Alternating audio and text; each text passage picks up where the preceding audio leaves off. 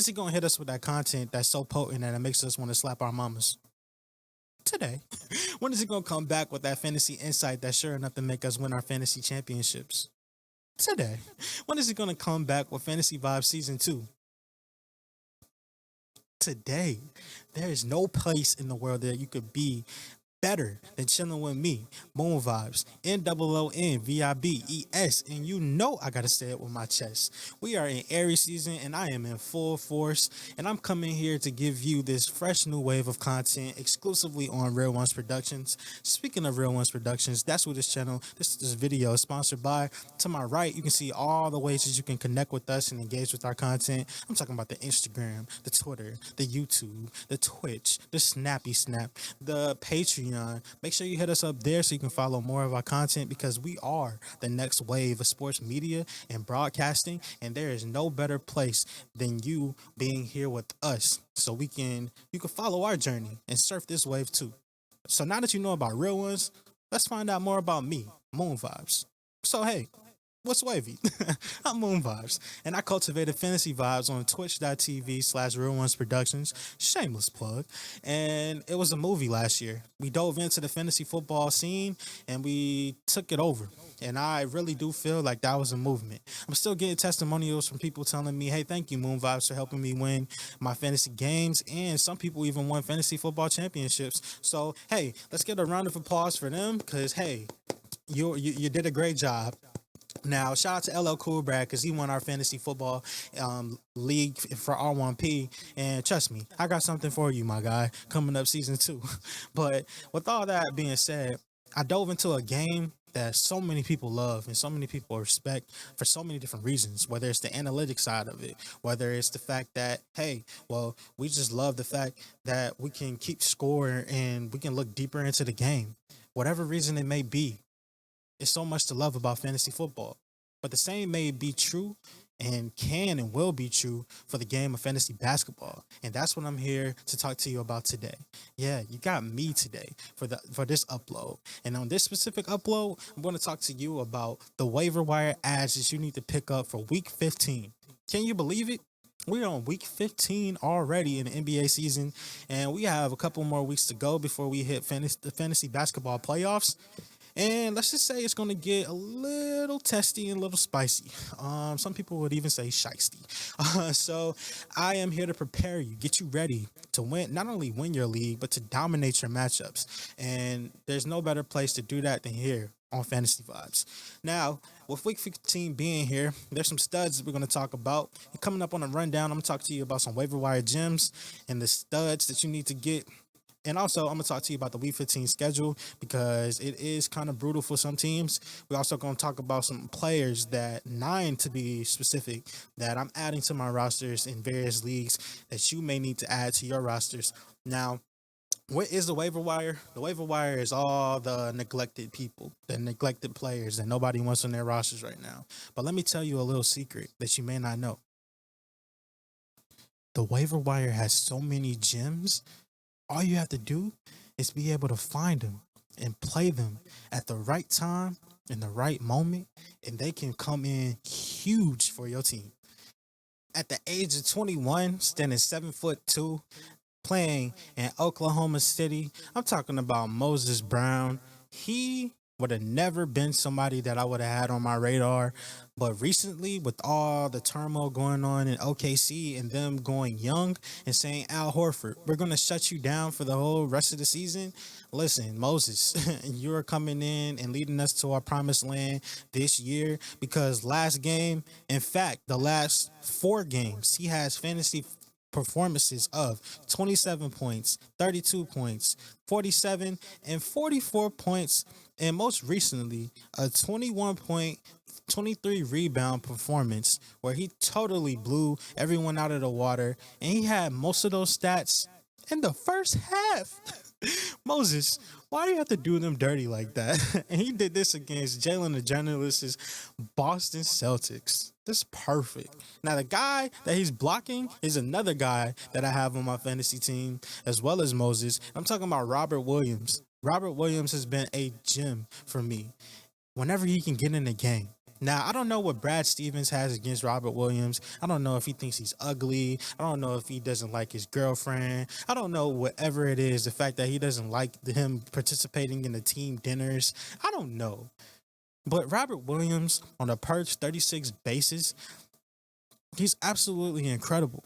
And I just wish that they would put him in. But what if I told you that the Boston Celtics getting rid of Daniel Tice was actually addition by subtraction?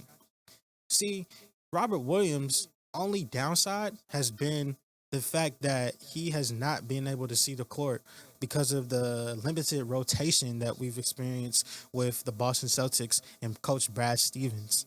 And as you get deeper into this fantasy insight, you will understand the importance of minutes, especially in fantasy basketball. You see, the more minutes that you play, the more opportunities that you have to succeed. The less minutes that you play, the more likely that you are on the waiver wire and a player that we're not touching. Coming into the season, we didn't really have a lot of expectations on Robert Williams. Some people did. I know me personally, I didn't. But back a couple of weeks ago, I decided to take a chance on Time Lord. And Time Lord has been rewarding me, not every week, but games that he gets anything above 20 minutes, he seems to put up 40 points, 40 points, 40 points, 50, 60 sometimes. And I'm talking about in points league specifically. Now, Robert Williams is a GOAT. The more that you know, the more that you grow. And let's talk about the Week 15 schedule and how that applies to us as we get into this gauntlet of a week. Now, we have teams that play 3 games, and they include the Denver Nuggets, the Cleveland Cavaliers, the Portland Trail Blazers, the Los Angeles Lakers, the Toronto Raptors, and the Phoenix Suns. Now, how this applies to fantasy is, let's say you're an owner of Aaron Gordon, who just got traded. You only have a smaller sample size as far as games to really see how this new look lineup is going to look.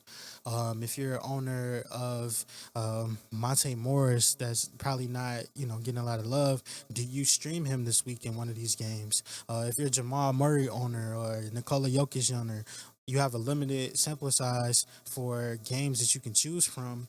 So I might lean towards starting Jokic in the last game of the week instead of the early games because you don't know how they're going to come out to start the week.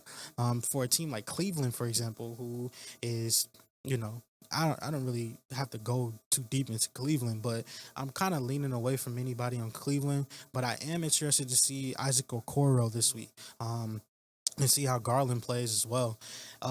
Phoenix, a team that is fighting for a top 3, maybe even 4 playoff seed, and as well as Portland. Like those two teams have meaningful games left in March as we get into April, and we need to take an eye and keep a close look at the new look Portland Trailblazers, who got rid of Gary Trent and got Normal Power on their team, to see how that chemistry is adding or taking away from this Portland lineup.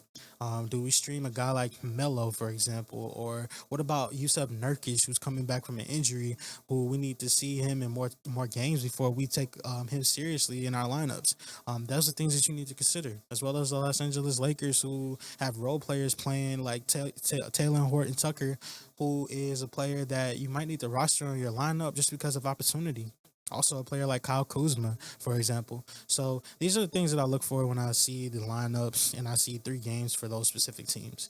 Now, when we get to the teams that are playing 4 games this week, and it's basically the rest of the league, I'm going to go down it really quick, but let's just say it's pretty much the rest of the league. We got ATL, Boston, Brooklyn, Charlotte, Chicago, Dallas, Detroit, Golden State, Houston, Indiana, Los Angeles Clippers, Grizzlies, Heat, Milwaukee Bucks, Minnesota Timberwolves, Pelicans, New York Knicks, Oklahoma City Thunder, Orlando, Philadelphia, Sacramento, San Antonio, Utah, Washington. What this means to me is that there's more opportunities for these teams just because they play 4 games this week. And a lot of the teams play games today on Monday. So it gives me things like, hey, do I start a player on Monday versus giving them, a couple of days to kind of figure it out, and then I try to start him? Is Kyrie coming back this week? He seems to be. What game do I play him in? just things that you need to know. Atlanta, who is was just on a winning streak before. Do I trust John Collins and Trey Young connection this week, or do I trust some of their role players? That's something that you need to look at right now. The Clippers, who seem to be like up and down, but more up than down as of recently. Do I trust their lineup? Houston with Kevin Porter and a new look without Victor Oladipo. That's something that I'm trying to look into. Philadelphia is just hoping to get Joel Embiid back soon, and I hope that that can be beneficial for their lineups. But how do we get action? What type of action do we get from role players on their team as we get into Week 15? OKC with Moses Brown, who I just talked to you about, and we have some of their young players that are doing an amazing job, like Theo Maledon. More opportunities for you to be and qualify as a streamer this week. The Grizzlies, what are we going to get from Ja this week? Those are the things that I'm looking for in these matchups. And I guess an honorable mention is the Detroit Pistons. Corey Joseph, Sadiq Bey. Come on, what are we going to get from these players, these young players, this week as we get closer and closer to fantasy basketball playoffs? That's what I'm looking forward to. Now, we talk about back to backs. This is something that you need to know. Now, Monday to Tuesday, there are the Clippers and the Washington Wizards that have a back to back. Do we trust Russ playing him in the early game on Monday, or do we say, hey, well, let's play Tuesday, and not maybe see what he does on Monday? Same with the Clippers. Some people are expecting Rondo to come back and come out and play early. You might need to monitor that situation. We have the Phoenix Suns, who have a back to back on Tuesday and Wednesday, which is kind of in the middle of the week. If we talk about Brooklyn, Detroit, Miami, is San Antonio Spurs, who have a back to back on Wednesday and Thursday. And Thursday and Friday, Atlanta, Charlotte, Golden State, and New Orleans Pelicans for Thursday and Friday. Then we have Friday and Saturday, which has the most teams on back to back, which is Dallas, Indiana, Milwaukee, Minnesota, New York Knicks, Oklahoma City Thunder, Portland Trailblazers, Sacramento, and also the Utah Jazz. And finally, Saturday and Sunday, we have the Orlando Magic and the Philadelphia 76ers. How do I look at this? Well, I look at back to backs as far as streaming. What teams can I choose players from to stream in these back to back situations? Is it a player like Tony Snell in Atlanta maybe come in more clutch than you might think in a back to back situation on Thursday and Friday? The same with Lonzo. Is he going to come back earlier in the week, or is he going to come back later in the week? Something that you need to know, as well as Curry. Curry is dealing with a tailbone situation that doesn't really seem to be pretty right now. Do they rush him back, or do they wait and say, hey, we're going to play you the first or maybe the second game of this back to back? Brooklyn with Kyrie coming back. I just mentioned that, but he's another player that you need to monitor. As well as San Antonio. Do you take a chance and stream a player like Jakob Pertl as well? He might be an interesting situation, as well as Miami, who seems to just keep getting richer with Victor Oladipo joining. When does he debut, and how does he look as he gets more comfortable with being on the team? And then last but not least, we have the situation in Friday and Saturday where we have the most back to backs, which is I'm looking at teams like Dallas. How did they perform on their back to back? Minnesota, and they're not really playing for anything, but it seems like they're playing for pride. The Knicks. What do we get from the role players out there in New York, as well, like D Rose, for example, with Mitchell Robinson being gone? Like, what does that mean for Julius Randle and his usage? Or Oklahoma City. What do we see from Moses Brown and the young players? Those are things that I'm looking forward to as we get into the back to backs for this week. A player like Moses Brown, who is technically a fantasy league winner, if you played him this past week, is 56% roster, so I'm not really going to include him, as well as a player like Jordan Poole, who's 46% roster. I'm not going to include him really because they're already so picked up in so many leagues. But you should consider players like Ivaka Zubac, who's on the Clippers, who's getting a lot more minutes, and they seem to trust him a little bit more. I wouldn't rule out him getting a starting role for the rest of the season and that increasing his fantasy production. I'm not going to really mention him either. TJ McConnell, a player like Nerlens Noel, who is going to see an increase in minutes, as well as Mitchell Robinson, prayers up to you, is dealing with a broken foot. And then Gary Trent Jr. with his massive opportunity that we see in Toronto, we take a look at those players, but they've been on the waiver wire for a long time now. I'm talking about players that are less than 35 to 40% rostered in most leagues. And let's start it off with Nicholas Claxton, who is 17% rostered, and he's a second year unicorn. And it's honestly, he came off a pair of duds in his last two matchups, but we just got to look at it and let it be water under a bridge and not get so caught up on it. And I know that a lot of people are under the impression that the arrival of LaMarcus Aldridge, aka LA, will ruin him, and as well as the increased minutes for Blake Griffin as well. And also, you factor in DeAndre Jordan is there too, who loses his role. And basically, we don't see any minutes for Claxton. But this is the reason why I give you cause for pause. He's been a good player in every aspect for Brooklyn, and his mobility allows the Nets to push the pace and really go up tempo like they really want to. He can also handle the ball, and I can see his turnovers coming down. He's able to be effective in rim protection. He's also feasting around the rim when it comes to James Harden and his driving. And you know how silky smooth Harden is when he's driving to the lane. Kyrie coming back this week adds to his value, and his per 36 line of 16.7 points, 8.3 rebounds, 1.5 dimes, 1.3 steals, and 2.7 blocks.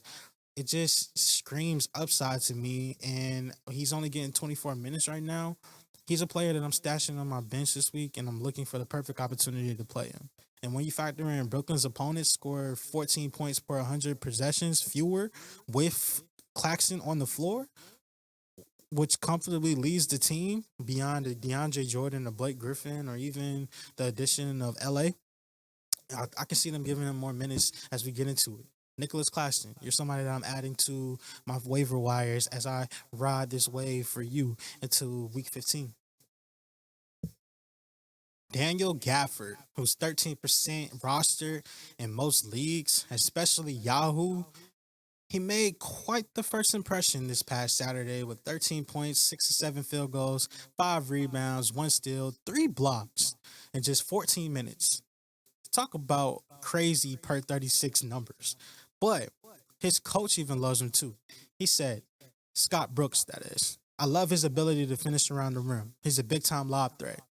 Bradley Bill loves the fact that he's a lob threat, especially having been able to play with one in years. And you can already see the chemistry that they have on the court, on the floor, even in a short sample size.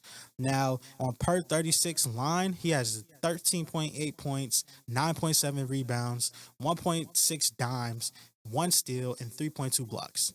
So you need to be adding him as soon as possible onto your lineups. And I will say that not only is he an ad in 18, 10 teams, 14, 12 teams, but I would say even 14 team leagues that need a deep sleeper, a player that can come in and be productive in his time, and a player that it seems to have his coaching staff behind him.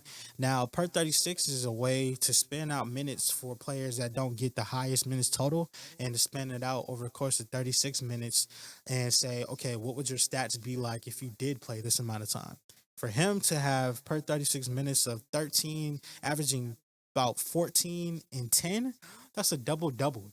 And you can't really beat a double double right now when you're looking for any type of finds and any type of gems on these waiver wires. So Daniel Gafford is somebody that I'm adding to my roster this week in all types of leagues, and he's only 13% rostered. So it's time to ride this wave on Daniel Gafford.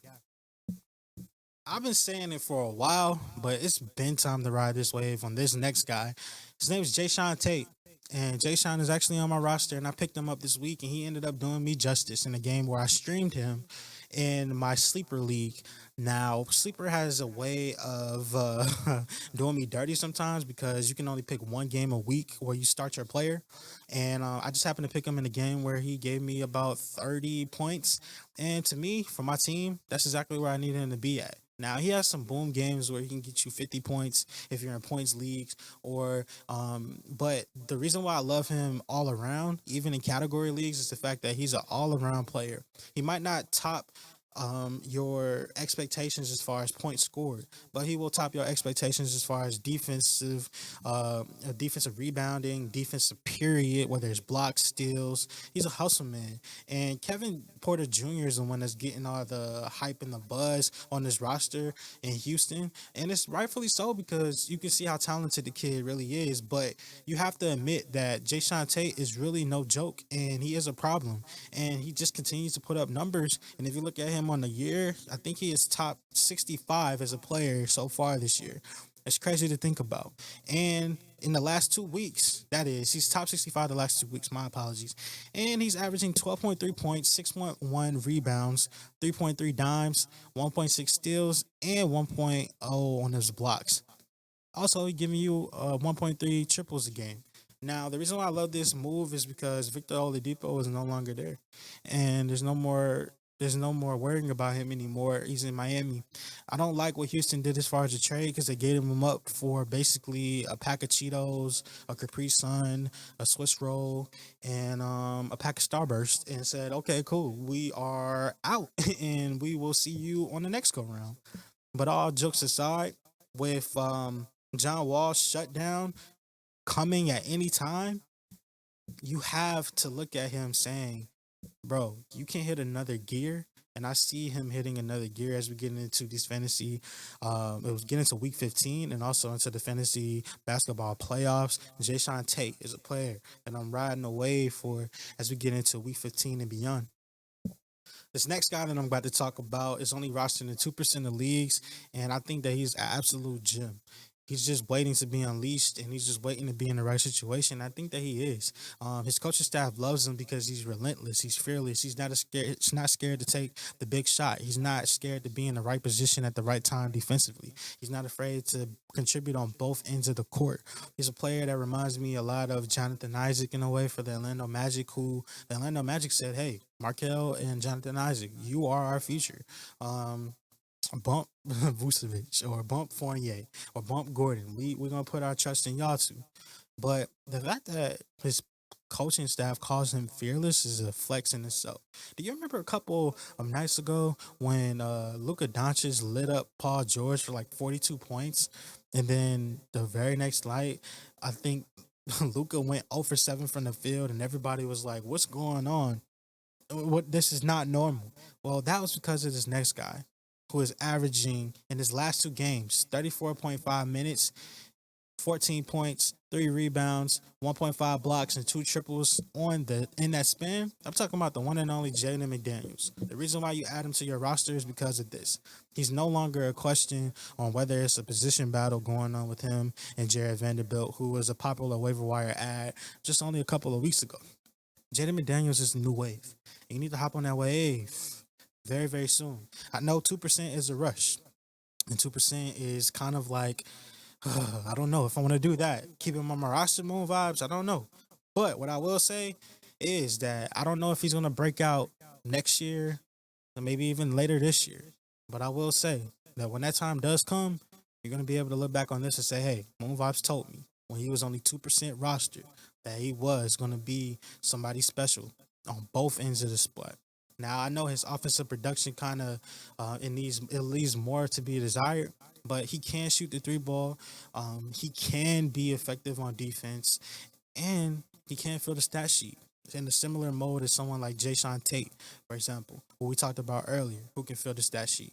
He's somebody that I'm taking a risk on this week in the games where, yes, we get 4 games from Minnesota.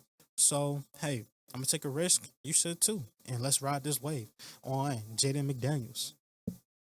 The chances are very, very slim that you had this next player doing anything before this past week. In fact, he was a player that got drafted recently as a rookie, and we saw him and was like, okay, well, he may have a lot of upside, but when is it going to get revealed?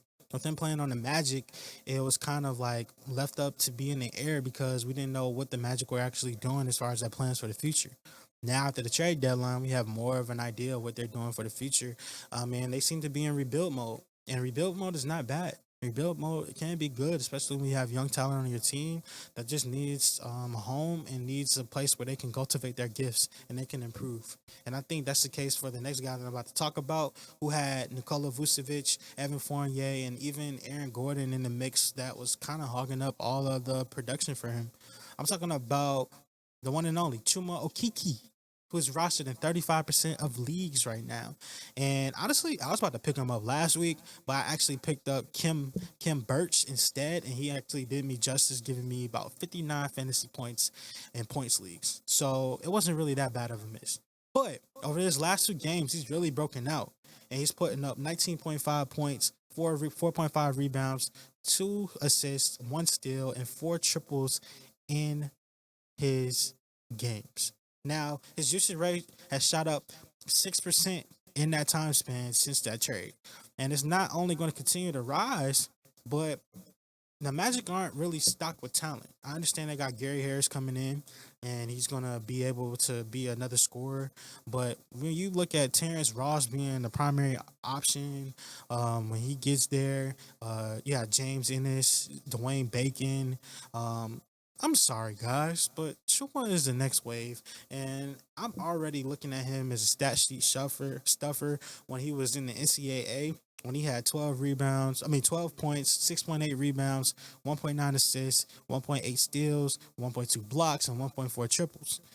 But it's also good to remember that I classify him as a rookie because he sat out his entire rookie season. So this is technically his rookie year if you look at it, and he is slowly getting back into the groove and slowly getting back to himself. And I understand that you have to keep a close eye on RJ Hampton, because he seems to be kind of like a mystery right now. We don't know how the Magic are going to use him or if they're going to unleash him, and that's the only time could tell. But he's a player that I'm thinking, and you should be thinking about adding immediately as you ride this wave. And with Chuma Okiki, an honorable mention, I would say Kim Birch, but with Wendell Carter coming in and him not being cleared yet, but on the horizon, I would say I would temper my expectations on Kim Birch, but he is also another player that I might see that he can get some run, especially if Wendell disappoints. But only time will tell. And we're gonna look back on this in a couple of days and get more clarity on the situation. Sumo Kiki, let's ride this wave, bro. Okay, I know I might be tripping when I say this next player, but he's a deep sleeper in the mode of Jaden McDaniels, but he's nowhere near as young or as promising. But he could be beneficial if you're looking for a late flyer, if you're in a 12, 14 team league, and willing to take a chance in category leagues as well. I'm talking about a guy who had a line of 14 points, 9 rebounds, 5 assists, 2 steals, 2 blocks, and 2 triples in 31 minutes against Charlotte in his last game. And his fantasy resume over the past couple of years seems to be really potent, just to say the least. I'm talking about the one and only Trevor Ariza. And honestly, it's kind of tempting because I thought that the Heat were going to be front runners to sign LaMarcus Aldridge. And when that didn't happen, I look at the situation now with the Heat and I say, well, it's possible that he could be starting next to Bam Adebayo as we close out the season. It's only left to Coach Spo and how he decides how this rotation is going to work, especially with Victor Oladipo now being there. But when you look at the fact that they no longer have Kelly Olynyk, for example, it's going to clear up some space and they're going to need a forward. And Trevor can stretch the floor. He can be solid defensively, and he can be a player that adds value to your team all around, deeper than just points scored. But we haven't seen Bielitsa debut just yet, so we don't know what we're gonna really get from him, or we don't really know what to expect. But I kind of know what to expect from Trevor if he gets a role with this team. I'll temper my expectations as far as his minutes, but he's somebody that I'm keeping a close eye on, and I'm thinking about adding to my roster if I can't find any of these other players, because he just might be a gem in the making, just based off of opportunity alone. When it comes to this next player, I was kind of hesitant about him, but then when I realized that he has the potential to get bought out by his team and maybe go to the Dallas Mavericks per se, or maybe even a team like Charlotte or the Hornets, who need some depth on their big men. I thought to myself, yeah, that could be very, very lovely for him. But he ended up going to San Antonio, and Jakob Pertl's role seems to be growing more and more each day. So it now puts us in a situation where we say, well, is this player going to be used? And if he is used, what is it going to be? What is it going to look like, Moon? Well, he's rostered in only 2% of leagues, so it's a very, very deep league fine. But on a per 24-minute basis, when he was getting minutes in the high 20s, back when he put up three different top 55 seasons, he was giving you 8.6 points, 6.6 rebounds, 1.4 dimes, zero point 0.9 steals, one block, and 1.3 triples when he actually was shooting the three more regularly. But that was on a per 24-minute basis. If you scale those stats out over a per 36-minute basis, I don't think he's going to get 36 minutes, and I'll just be honest with you on that. But I do think that he has opportunity to get you in the 20s, especially since LaMarcus Aldridge isn't there anymore. And I also think that they just, when you look at him, he's more of an efficiency pick. He's not going to pay out for you in the short term, but he is somebody that you can maybe add if you're in a 12, 14, maybe even a 16 team league, and you need somebody that's just like off the radar that nobody's thinking about. Try Gorgie Jang, because there's a lot of top 100 upside if he does get some playing time and he's into the rotation for the Spurs, and he's just efficient, very, very efficient. I would almost say elite efficiency when he does get his opportunity. So shout out to Gorgie, and that closes us out. We've come to another end of the episode, and I didn't even think that was gonna get here, especially at this rate. But hey, we made great time, and I didn't crash the car when I was here. So I'd like to thank everybody that supports this content, man. I appreciate you. To my right, you see everywhere you can follow Real Ones Productions. Make sure you follow, hit those subscribe buttons, and yeah, interact with us, connect, because that's what it's all about, connecting with community. Hopefully this content was able to connect with you, and if you like it, make sure you hit that notification bell so you don't miss an upload, and also hit that subscribe button if this content adds value to you. Make sure you share, like, comment, and all that. If you have any fantasy advice for me, hit me up in my DMs or hit me up in the comments. If I missed anything, let me know, because there's so much stuff out there. It's kind of impossible to get to it all. And then also, if you need some fantasy advice, man, hit me up in my DMs. Make sure you follow me at Super MoonVibes on Twitter, Instagram, and everywhere, really. Check out my YouTube channel at Super MoonVibes. And most importantly, hit that subscribe bell to get more info. Hit that subscribe button so you can get more content, new wave of content from Real Ones Productions. That's who this stream is sponsored by. So for me, we talked about waiver wire gems, the week 15 schedule, gave you some players that you need to pick up on your waiver wire, and hopefully we can get a win this week in our leagues. Much blessings, peace, and abundance to you. Moon Vibes, NOONVIBES, and you know I gotta say it with my chest. Hopefully you say it with yours too. I'm signing off, and salute.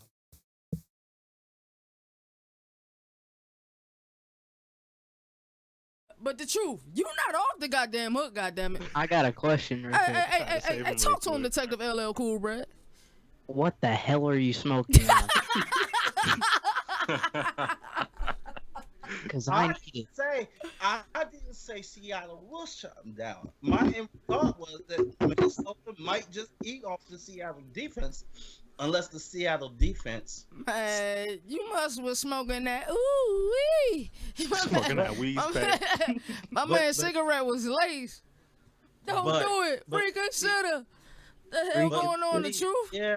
Let's Please, see. you've been sharing the drugs with your boy Truth. Hey, he was doing some of the Snoop Dogg stuff, man. He was smoking the Snoop Dogg, man. But Smoking Jimmy too blunt. But yeah,